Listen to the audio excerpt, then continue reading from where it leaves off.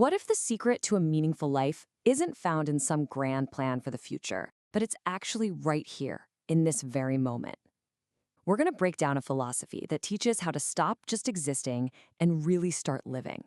It's a powerful question, isn't it? That nagging feeling that you're just going through the motions.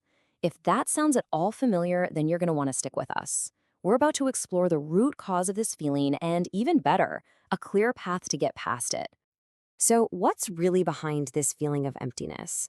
Well, the philosophy we're digging into points to one simple yet really profound problem: the distraction dilemma. And this idea is so direct. I love it. It argues that this feeling of meaninglessness isn't some deep, complicated existential crisis. Nope. It's just a symptom of being distracted. When our minds are scattered, pulled back into the past or anxious about the future, we aren't present. And if we aren't present, we can't truly be living. It's as simple as that. Okay, so this leads us to a really powerful way to reframe a word we all think we know. See, the solution to being distracted isn't just about focusing harder. It's about totally redefining what we mean by personal growth, or to put it simply, evolution. I mean, when you hear the word evolution, what comes to mind? Probably a long historical process, right? Something that happened millions of years ago. But this idea completely flips that on its head. Evolution isn't something that happened to us or will happen someday. It's the active process of living. And that's a process that can only happen right here in the present moment. This really lays out the two paths we can be on.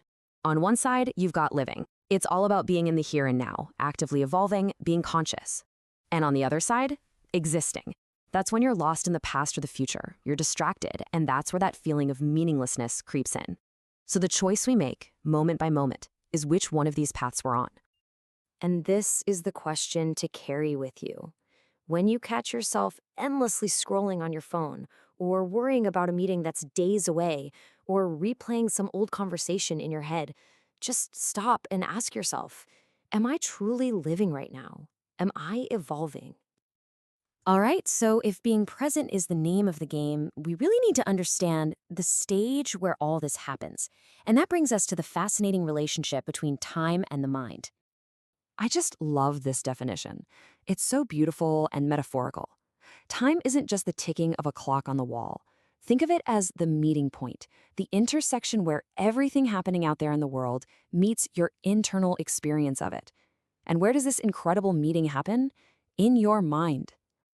The mind, then, is like our command center, right? It's the arena where consciousness actually plays out. So being centered here is absolutely non-negotiable for a meaningful life. And it's so important to get this distinction. The brain is the hardware, the physical thing. But the mind, that's the live, conscious experience that comes from it. Okay, so this all sounds great in theory, right? But how do you actually do it? How do we stay centered? Well, the answer lies in using our inner compass, something this philosophy calls harmony. Man, this quote is just so powerful.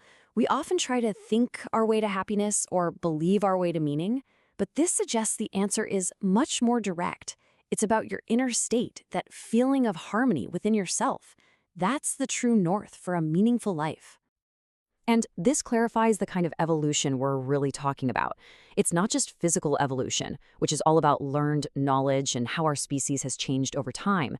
No, this is a spiritual evolution, and it's measured by our inner state of being and how harmoniously we interact with ourselves and with others.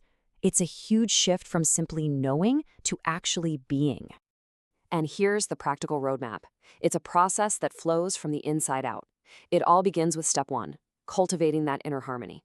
Once you find that balance within, it just naturally extends to your interactions with the world around you. And the final step, you channel that harmony into contributing to the common good for everyone.